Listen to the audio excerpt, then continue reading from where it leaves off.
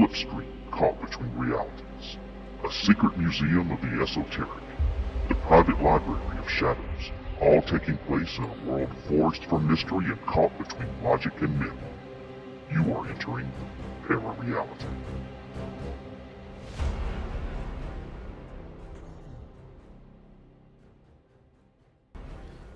Good evening, seekers of the strange and the unexplained. Welcome to ParaReality, a place where shadows whisper, mysteries linger, and the line between fact and the unknown grows razor thin. I'm Sandman, your guide through the hidden corridors of reality. Here, every question awakens a mystery, and every mystery pulls us deeper into the truth concealed in the shadows. Tonight, we step once again into the world where truth and mystery collide. Welcome back to the podcast, everybody. Tonight, we're not going to be chasing lights in the sky or whispers in the dark. We're following something far more tangible: an office, a budget, a mandate. Somewhere inside the machinery of the United States government, somebody decided the unexplained deserved structure, oversight, and investigation. So we're stepping away from speculation and into something far more revealing: an office within the United States government, an official office, and it's dedicated to studying the unexplained. It's the All-domain Anomaly Resolution Office, or AARO, AARO for short, as I like to call it. This was created to investigate unknown objects operating across air, sea, space, and beyond. But its existence raises an important question. What compelled the Department of Defense to make this a permanent mission? Now, this episode isn't about proving what unidentified phenomena are. It's about understanding why they're being taken seriously at the highest levels. Because sometimes the most important mystery isn't what's in the sky, but why someone is watching it. But what happens when that mystery becomes policy? When the unknown stops being folklore and starts being tracked, analyzed, and filed away behind classified doors? So stay with me, my listeners, because when I return, we're going to be stepping into the long-shadowed history that led us here, and uncover why the birth of AARO may be one of the most revealing developments in modern disclosure. To learn more, you'll have to turn on, tune in, and find out. But first, I'm going to go ahead and get that pesky first commercial break out of the way within the first 5 minutes of the show. I'll be back in about 60 seconds, and we'll start digging into AARO. But first, take a listen to this. When it comes to same-day grocery delivery, Shipt knows your expectations are high. You didn't just order cookies. You ordered the coconut macaroons that power your afternoon meetings. And you definitely didn't just order baby carrots. You ordered the one veggie your kindergartner eats. With Shipt, you don't just order groceries. You order attentive service from detail-oriented personal shoppers. Try Shipt today with a 14-day free trial. Download the Shipt app or visit shipt.com. That's SHIPT.com. Terms apply. Raise the rudders! Raise the sails! Raise the sails! Captain, an unidentified ship is approaching. Over. Roger. Wait, is that an enterprise sales solution? Reach sales professionals, not professional sailors. With LinkedIn ads, you can target the right people by industry, job title, and more. Start converting your B2B audience today. Spend $250 on your first campaign and get a free $250 credit for the next one. Get started today at linkedin.com/campaign. Terms and conditions apply.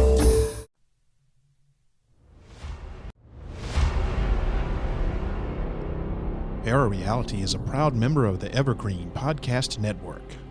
For more information or to check out other shows on the network, please visit evergreenpodcast.com.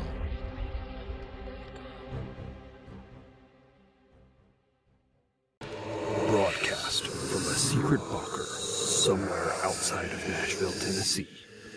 This is the award-winning podcast, ParaReality. Welcome back to the podcast, everybody. Had my mic muted, forgot to unmute it. Happens. For most of modern history, the official position of the United States government was clear. There was nothing in our skies that required sustained attention. There was no unknown craft operating with advanced capabilities. There was no persistent mystery entering restricted airspace. There was no phenomena demanding institutional concern. Nothing to see here, folks. Everything is fine. And yet quietly and without any kind of spectacle, something changed. In 2022, the Department of Defense created a permanent office dedicated to studying unidentified anomalies, and not just in the air either, but across sea, space, and subsurface domains. And this office is known as the All-domain Anomaly Resolution Office, or AARO, AARO.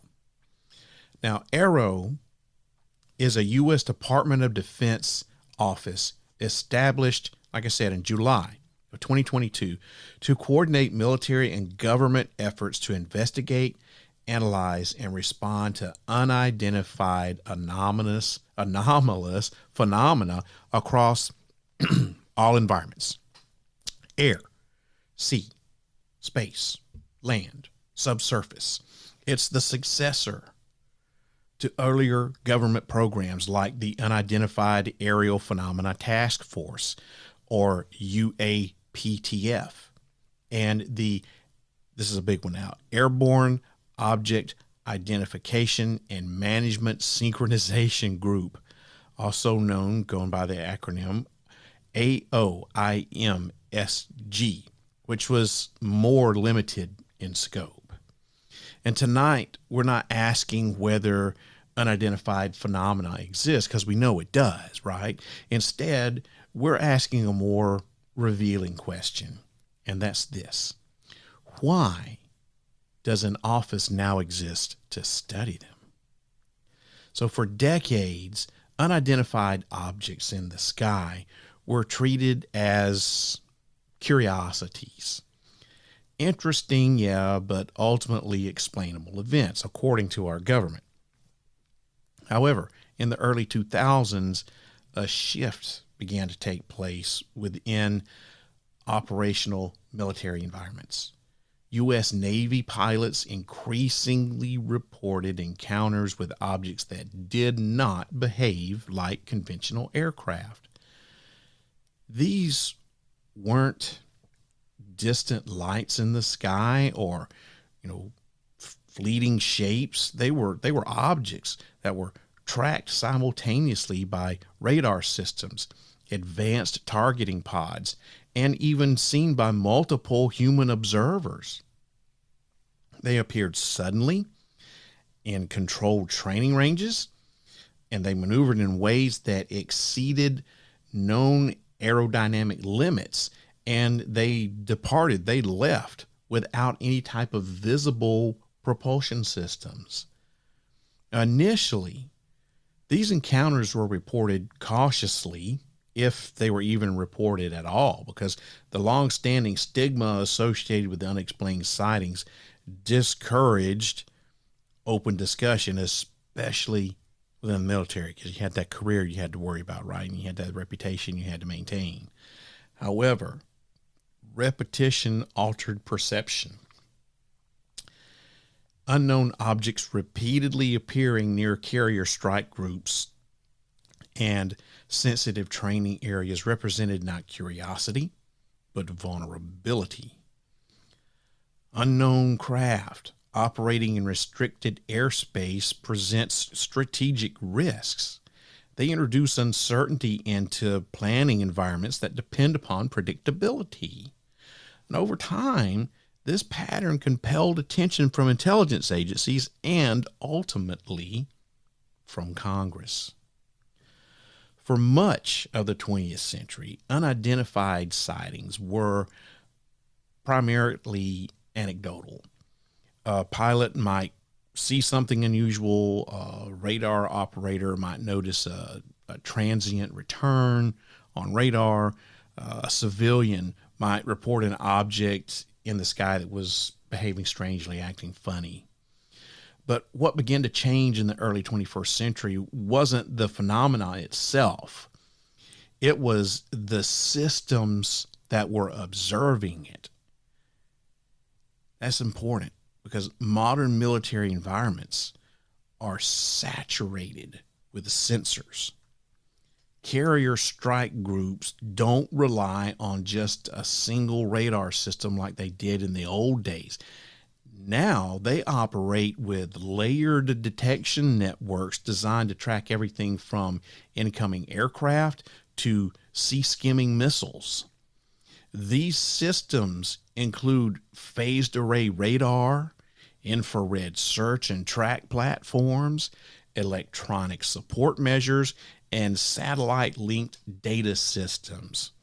When unknown objects began appearing within these sensor networks, they did so across multiple detection modes simultaneously. A radar return alone can be dismissed as something simple like clutter, right? A visual sighting by itself can be dismissed as a misperception. But when radar, infrared, and trained observers all converge on the same target and see the same thing and report the same thing, the event shifts from anecdote to a data point. And data points accumulate. And over time, these encounters formed patterns, not necessarily of origin, but of behavior. Objects appearing suddenly, maintaining position without visible propulsion, accelerating beyond expected tolerances, or transitioning between air and sea environments. And such characteristics, whether ultimately explained or not, demanded attention from analysts trained to recognize technological signatures. Now, you may ask yourself, or you may be asking me, how do you know, Sandman, about these carrier strike groups and what all they possess and blah, blah, blah?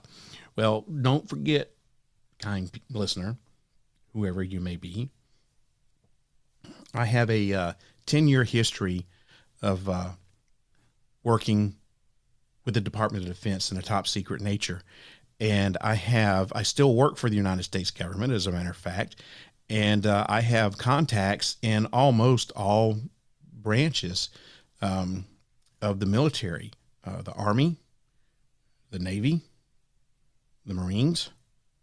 I don't currently right now have an Air Force contact, and I've never had a Space Force contact, but I do have a contact buried deep within NASA.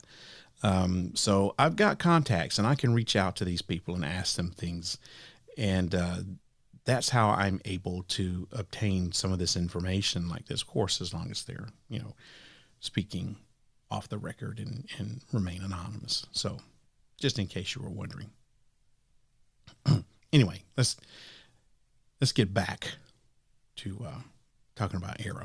So AARO, well, it's not the first attempt by our government here in the United States to study unidentified phenomena. There's Project Sign, which was established in 1948, and it was the first formal U.S. Air Force effort to study unidentified flying objects. And initially, some analysts considered the possibility that certain sightings reflected advanced technologies beyond known capabilities. However, subsequent pressure led to a more cautious posture. And following Project Sign, we have Project Grudge, and it emphasized conventional explanations and adopting a more skeptical approach towards these things. Its objective shifted from understanding the phenomena to minimizing its perceived significance. And then you move to 1952, and we have the one that everybody knows about, probably the most famous one, which is Project Blue Book. Now, this was created to systemize the investigation of the sightings. Over 17 years, Project Blue Book analyzed more than 12,000 reports. While the majority of these reports could be attributed to things like natural phenomena, aircraft, or misidentifications, there were a small percentage that remained unexplained, and that's even after detailed review. Now, despite these unresolved cases, Project Blue Book concluded that unidentified phenomena did not constitute a national security threat, and the program was terminated in 1969. But the interest in the phenomena didn't get terminated along with Project Blue Book. Decades later, renewed attention emerged through the Advanced Aerospace Threat Identification Program, also known as ATIP.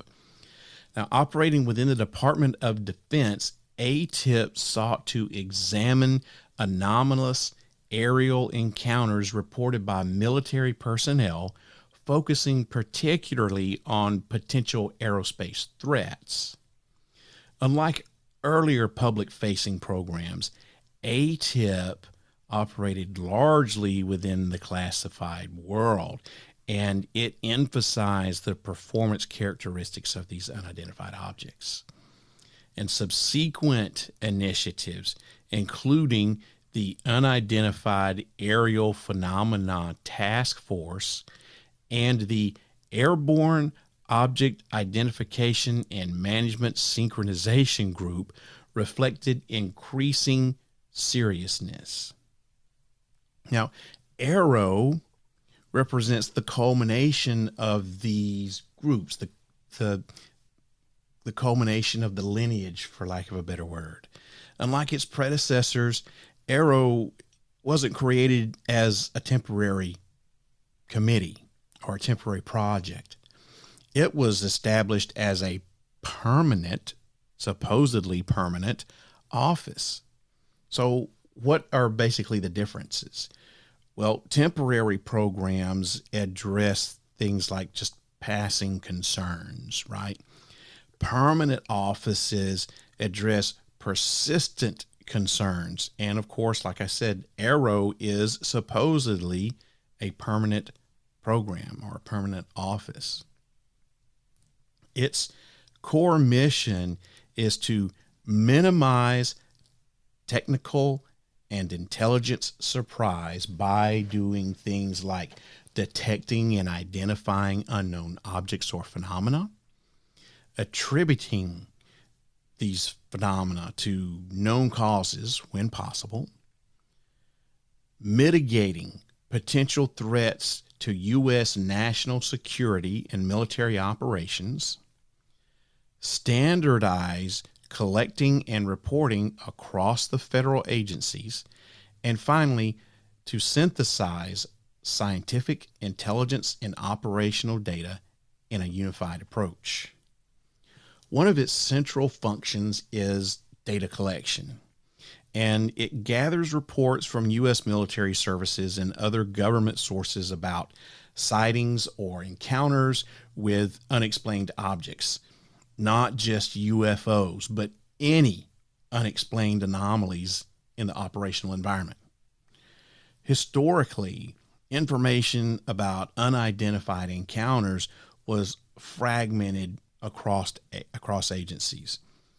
Naval intelligence, Air Force command structures, satellite monitoring programs, and other entities, they maintained separate reporting pathways, and they functioned almost like within a silo and didn't really share what they knew with anybody else. They wanted to keep their information to themselves, and that does not constitute to helping to understand what is going on. It doesn't help an investigation.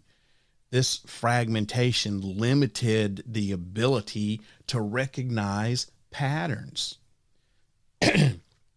Now, AARO is part of the Office of the Secretary of Defense reporting up to the Deputy Secretary of Defense and working in coordination with the Director of National Intelligence.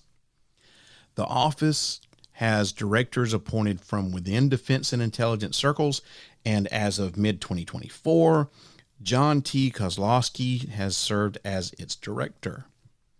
And it was created to consolidate reporting and analysis across these domains by integrating sensor data from multiple sources, including things like radar, electro-optical systems, infrared platforms, and satellite observations. The office seeks to construct a more comprehensive understanding of anomalous events.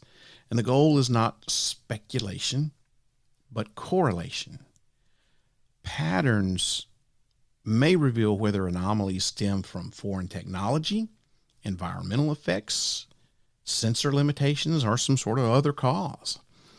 Teams analyze sensor data like radar, satellite, infrared, etc., to determine whether observed objects have possible explanations like balloons, birds, drones, atmospheric effects, or other sensor errors.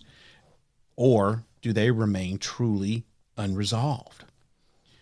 Now, legislation empowers AARO to review U.S. government records all the way back to 1945 to see if there were previously undisclosed programs or phenomena of interest.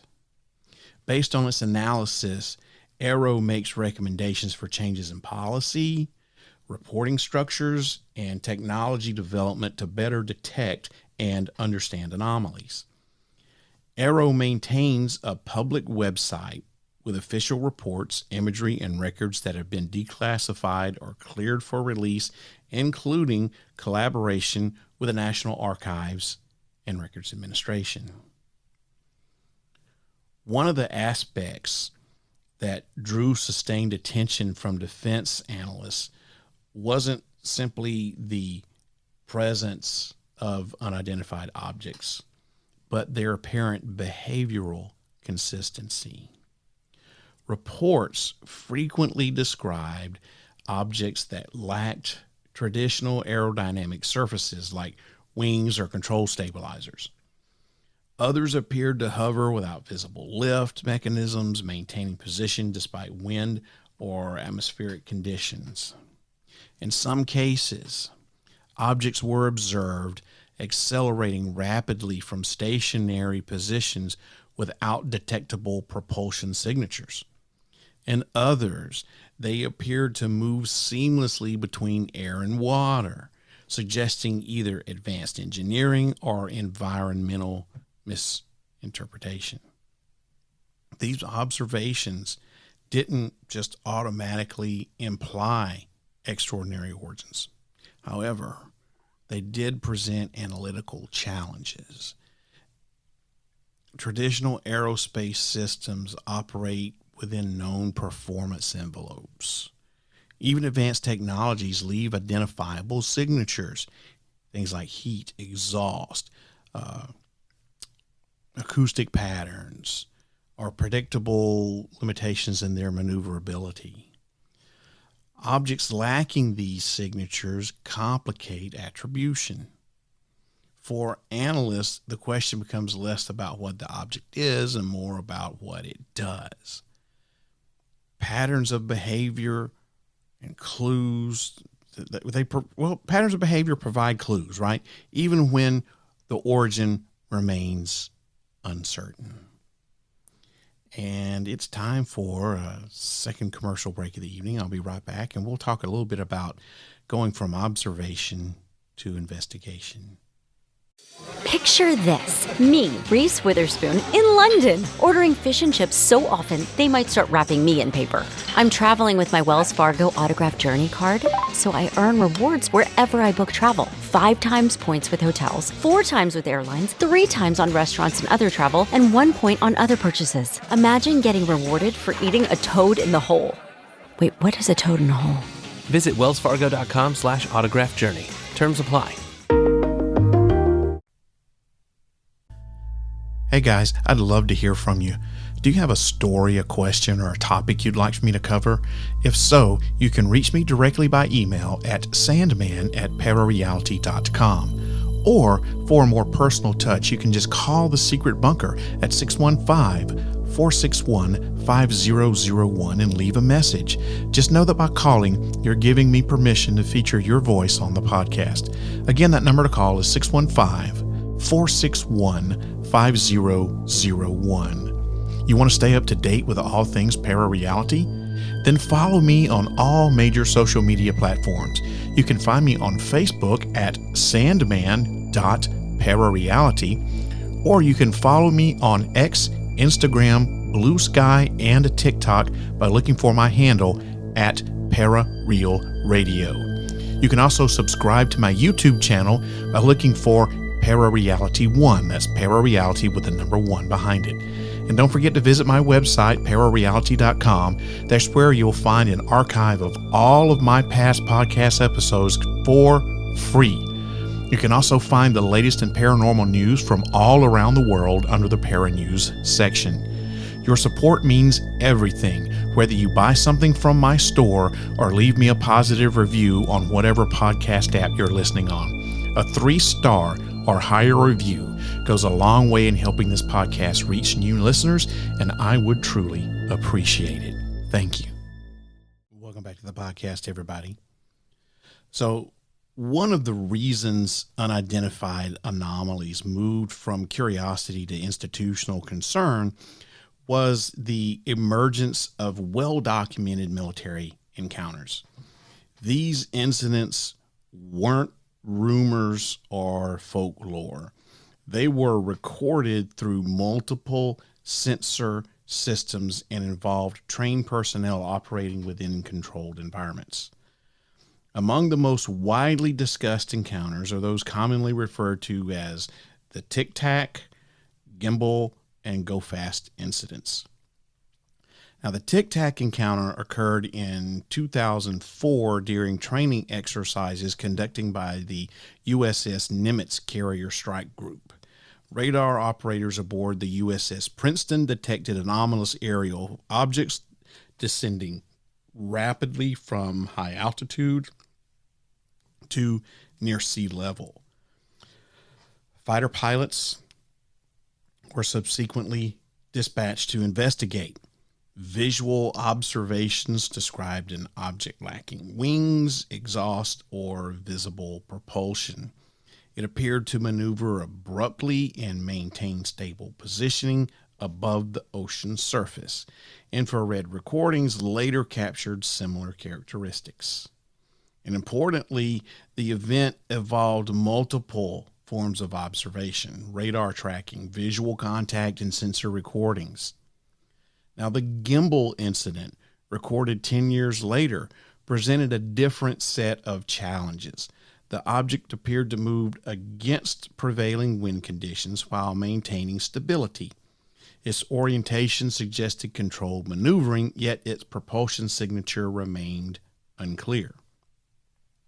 And finally, in the GoFast encounter, this was recorded through targeting systems. An object appeared to move rapidly across the water surface.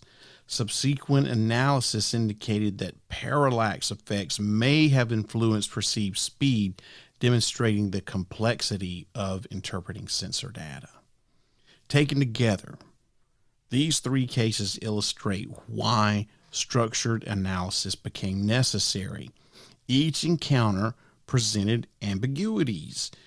None of them provided definitive conclusions, yet their documentation highlighted the need for systemic evaluation rather than just outright dismissal. One of the most revealing aspects about AARO's creation lies in its terminology. The term UFO has largely been replaced by UAP, or unidentified anomalous phenomena. This shift reflects a broader conceptual change. The term UFO implies an object confined just to the air, while anomalous phenomena suggests something that's a lot more complex. Reports increasingly describe objects that transition between environments, moving from air to sea or appearing within space-based detection systems, stuff like that. The designation all-domain acknowledges that these anomalies may not remain confined to a single operational space. So what's been found through the office? Well, public reports from AARO emphasize that many investigated cases have conventional explanations, including things like balloons, airborne debris, unmanned systems, and sensor artifacts. However, not all cases have been resolved. Some encounters lack sufficient data for definitive attribution. In cases like this, analysts can't conclusively identify the object's origin or nature. And AARO has stated that it's found no evidence of extraterrestrial origin. Now, this statement reflects the limits of available information rather than a definitive conclusion, in my opinion. And AARO's work isn't just limited to reviewing pilot testimony or isolated sensor readings. The office operates as an analytical hub, if you will. It draws upon multiple data streams to evaluate unidentified encounters. Reports undergo structured review processes that consider environmental conditions at the time of observation, sensor calibration and potential interference, flight activity in the area, atmospheric and astronomical factors. In some cases, historical data is even examined to determine whether similar patterns have occurred previously. This process reflects an effort to reduce ambiguity through correlation rather than speculation. Unresolved cases don't necessarily indicate extraordinary phenomena. More often, they reflect incomplete information. However, the persistence of unresolved cases across multiple domains underscores the need for continued analysis. And there are patterns that can be found in the data. Public summaries of AARO's work suggest that the majority of reported incidents ultimately have conventional explanations. These include airborne clutter, unmanned aerial systems, atmospheric effects, and sensor artifacts. However, a small subset remains unresolved due to insufficient data. AARO's analysis emphasizes that unresolved doesn't mean extraordinary. More often, it reflects limitation in available information, like complete sensor coverage or environmental interference. At the same time, recurring patterns have been noted. Reports frequently involve objects detected at high altitudes before descending towards operational environments. Others involve stationary objects appearing to resist environmental forces like wind. And AARO's reports consistently frame these observations within a national security context. The focus remains on attribution and risk assessment rather than speculation about origin. In this sense, the office's findings underscore both the progress and the limits of the current understanding. But there's a deeper history here. Institutional attention towards unidentified phenomena it's never truly disappeared. During the Cold War, unknown aerial objects were often treated as a potential adversarial technology. Internal memorandums from that area reveal persistent uncertainty, and by the early 21st century, advancements in sensor technology transformed fleeting sightings into structured data. And from that data, patterns begin to emerge.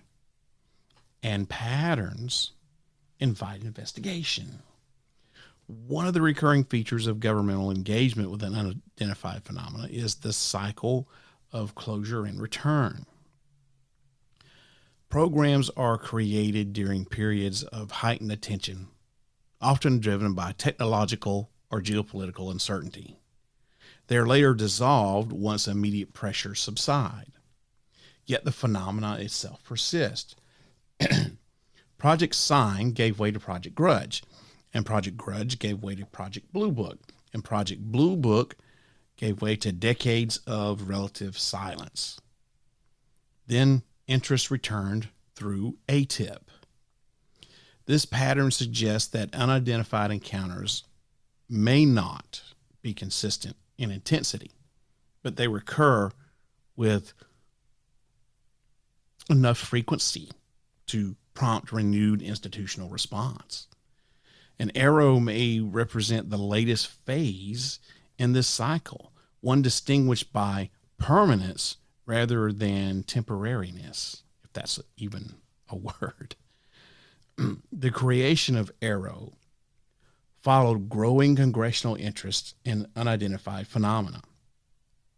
Legislators expressed concern about fragmented information and limited oversight. Excuse me.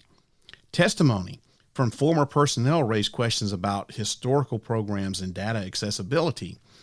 Congress responded by mandating improved reporting mechanisms and coordination. AARO emerged within this environment of scrutiny, serving both as an investigative body and a governance mechanism. Congressional interest in unidentified phenomena has been shaped not only by the anomalies themselves, but by concerns about institutional coordination. Legislators questioned whether fragmented reporting systems could obscure potential threats. They sought assurance that unidentified encounters were being systematically evaluated rather than just simply dismissed. So you had things like hearings and legislative mandates that reflected an effort to ensure that the relevant data could be reviewed across multiple agencies. AARO's creation aligned with this objective, providing a centralized mechanism for analysis and reporting. Now, permanent offices like AARO they're not created to just study transient curiosities. They're here to address these permanent concerns, like I said a little while ago. And the continued presence of unidentified anomalies suggests that the phenomena has not yet been fully explained. Possible explanations include things like advanced foreign technology, natural phenomena, or limitations in our detection systems. And each one of these things carries implications for defense planning. Large institutions tend to prioritize predictably. Unknowns introduce uncertainty, and uncertainty complicates planning. Historically, ambiguity has often been resolved through things like manipulation or minimization, categorizing anomalies as insignificant unless they were proven otherwise. The establishment of a permanent office suggests a subtle shift in this approach. Rather than minimizing ambiguity, AARO acknowledges its persistence. AARO reflects a shift in how institutions engage with this uncertainty. Rather than dismissing this ambiguity, they're formalizing this inquiry. An unidentified object in controlled airspace presents challenges regardless of its origin. The emphasis shifts from explanation to preparedness. It shifts from curiosity to resilience. And with that being said, it is time for a quick commercial break, the last one of the evening. I will be right back after these messages. Ryan Reynolds here from Mint Mobile. I don't know if you knew this, but anyone can get the same premium wireless for $15 a month plan that I've been enjoying. It's not just for celebrities. So do like I did and have one of your assistants switch you to Mint Mobile today. I'm told it's super easy to do at mintmobile.com/switch. Upfront payment of $45 for 3-month plan, equivalent to $15 per month required. Intro rate first 3 months only, then full price plan options available. Taxes and fees extra. See full terms at mintmobile.com. You've listened to the stories. You've questioned the truth. Now it's time to wear it. Head over to ParaReality.com and check out the official ParaReality merchandise shop. T-shirts featuring the official podcast logo, the iconic ParaReality all-seeing eye, plus mugs, hats, totes, pillows, stickers, and yes, even something for your pooch. But while you're there, don't stop at the merch. Look a little closer. Dig a little deeper. Somewhere on the site, you'll find the entrance to the secret bunker, the members-only section of ParaReality.com. Inside, the ParaReality top-secret files. Real FBI documents on UFOs, aliens, Bigfoot, Adolf Hitler, and more. Plus classified audio, some of the strangest messages ever left on the secret bunker hotline, and access to a secret podcast side project that's never been released publicly. And here's the best part. It's all absolutely free. Once you're in, don't forget to claim your free ParaReality Podcast Secret Bunker t-shirt. Just make sure you place your order. The truth is out there. The bunker is waiting. Visit ParaReality.com and find what you weren't supposed to. Welcome back to the podcast, everybody. It's time to wind things down. And as my last thoughts about AARO, for people who are interested in UFOs and UAPs, AARO has become a central focal point of official investigation and declassification efforts, even if so far the office hasn't found evidence of non-human technology, at least not yet. And if it does, can we really trust it to release that information? Jury's still out on that one. AARO doesn't claim to have solved this mystery of unidentified phenomena. Its mandate is just simple: to observe, analyze, and prepare. And that's basically it. It does represent, though, a shift in how the U.S. government handles unidentified phenomena, from fragmented, informal reporting to a centralized, structured, and systematic approach. It's designed to integrate scientific analysis with national security needs, enhancing both transparency and operational safety around these incidents. AARO doesn't promise resolution. It does promise attention, though.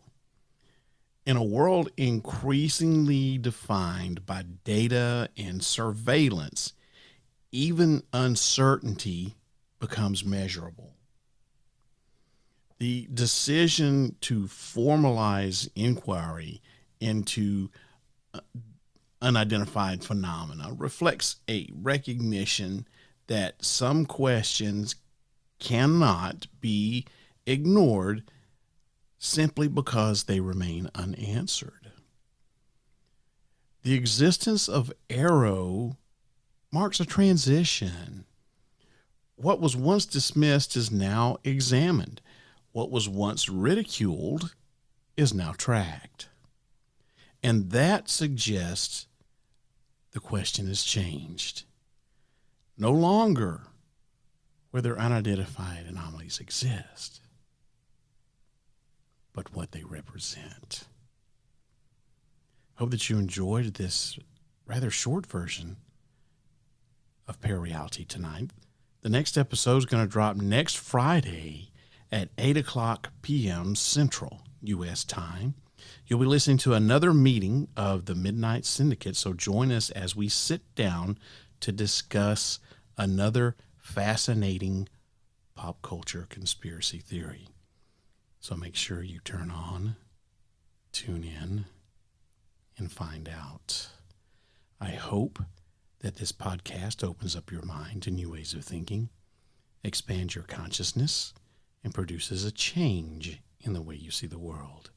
If you wish to change, you must lift the veil of ignorance that has been cast over your eyes. Only then will you see the true power of the universe.